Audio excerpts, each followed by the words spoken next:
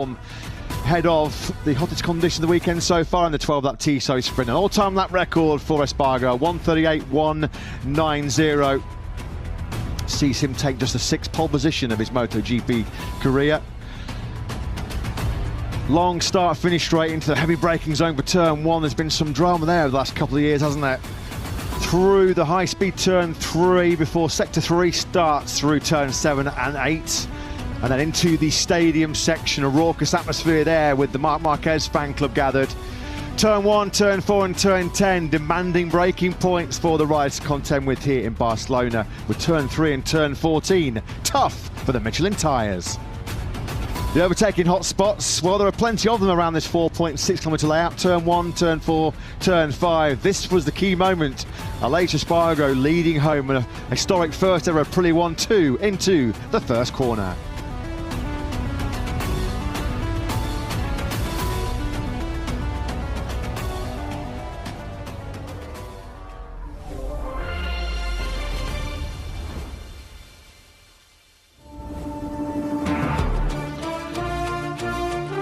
Last time out in a thrilling French Grand Prix in front of MotoGP's biggest ever weekend crowd.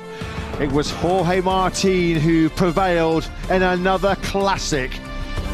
Opening up a 38-point lead in the World Championship, there was late drama as Marc Marquez came from 13th place on the grid. Second he was in the Tissot sprint, 13th to second also in the main French Grand Prix. There were wild celebrations post-race for Jorge Martin. He lost his visor, he lost the screen when he punched it in sheer adulation at one of his best performances of his Grand Prix career. Although Martin, protecting a 38-point lead in the World Championship, has a bit of work to do in the 12-lap Tissot sprint this afternoon, largely thanks to that crash he had right at the end of a dramatic Q2 session this morning. A Q2 session which did not feature Marc Marquez. He needs more brilliant powers of recovery. 13th to second in the sprint and the Grand Prix in France. Well, he starts one place further back, does the number 93, after an eventful day for Marquez, crashing this morning early on in practice at turn 5, and he missed out on a Q2 spot. He said it's the worst session of the weekend, a nightmare session to be in,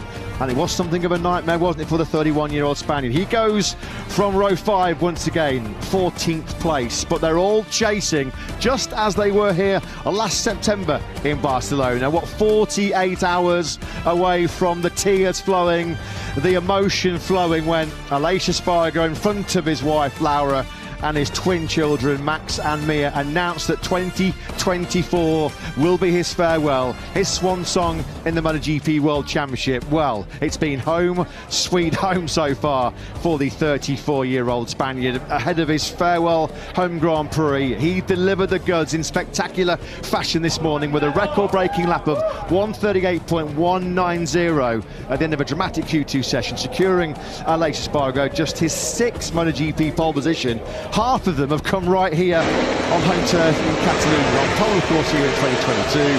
Pole here as well in 2015, which was Suzuki's last ever pole position. And he's the man to beat here this afternoon, no question about it. Will it be another double? FP1 FP2 MotoGP Ceko 2026, bos Ducati terkejut dengan kemenangan Marc Marquez. I've seen a lot of change, been through a lot of pain. Some things are not the same as they were a year ago, but all will be... FP1 FP2 MotoGP Ceko 2026, bos Ducati terkejut dengan kemenangan Marc Marquez. Ya sobat, FP1 dan FP2 MotoGP Ceko 2026 akan berlangsung pekan depan. Berikut jadwal lengkapnya. David Tardozzi mengakui performa Marc Marquez di Hungaria mengejutkannya. Bos tim Ducati MotoGP, David Tardozzi, mengakui bahwa ia masih merasa terkejut oleh Marc Marquez setelah kemenangan komebaknya pasca cedera di Hungaria. Juara dunia 7 kali itu mencatatkan kemenangan pertamanya di musim 2026 dan yang pertama sejak September lalu di Grand Prix Hungaria, 8 putaran setelah musim dimulai. Hal ini terjadi ketika Marc Marquez berjuang dengan masalah saraf yang berkepanjangan di bahu kanannya tahun ini, yang cedera parah akibat kecelakaan di Grand Prix Indonesia bulan Oktober lalu, hanya seminggu setelah memenangkan gelar juara dunia 2025. Balaton Park merupakan sirkuit yang menguntungkan bagi kondisi fisik Marquez, mengingat tata letaknya yang berlawanan arah jarum jam. Tetapi kemenangan telaknya di Hungaria adalah sesuatu yang membuat Tardozzi tercengang. Tentu saja, iya, jawabnya ketika ditanya apakah ia terkejut dengan penampilan Marquez. Tapi yang ingin saya katakan adalah, saya terkejut bahwa saya masih merasa terkejut, karena itulah Marc Marquez. Marc tahu betul apa batas kemampuannya saat ini. Terlepas dari apa yang dia lakukan selama akhir pekan, dia masih belum 100% fit. Kita harus bekerja keras di setiap balapan agar dia bisa menjadi lebih baik, dan lebih baik lagi di atas motor. Tapi dia sedang berusaha memulihkan cederanya, karena dia belum sempurna.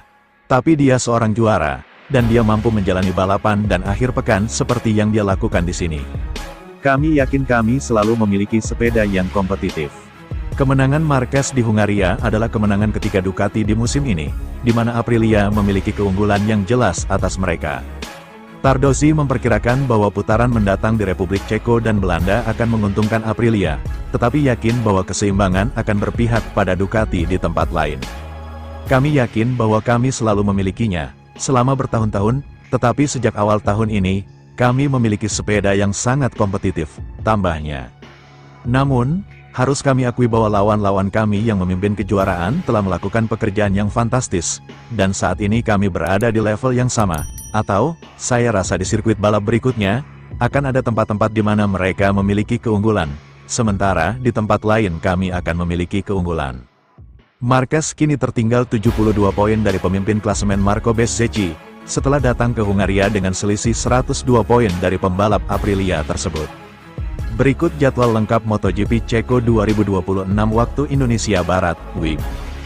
Jumat, tanggal 19 Juni tahun 2026, pukul 16.45 sampai pukul 17.30 waktu Indonesia Barat, latihan bebas pertama MotoGP, pukul 21 sampai pukul 22 waktu Indonesia Barat, latihan MotoGP, Sabtu, tanggal 20 Juni tahun 2026, pukul 16.10 sampai pukul 16.40 waktu Indonesia Barat, latihan bebas kedua MotoGP, pukul 16.50 sampai pukul 17.05 waktu Indonesia Barat, kualifikasi 1 MotoGP, pukul 17.15 sampai pukul 17.30 waktu Indonesia Barat, kualifikasi 2 MotoGP, pukul 21 waktu Indonesia Barat, sprint race MotoGP, 10 putaran, Minggu, tanggal 21 Juni tahun 2026, pukul 15.40 sampai pukul 15.50 waktu Indonesia Barat, pemanasan MotoGP, pukul 20 waktu Indonesia Barat, balapan utama MotoGP,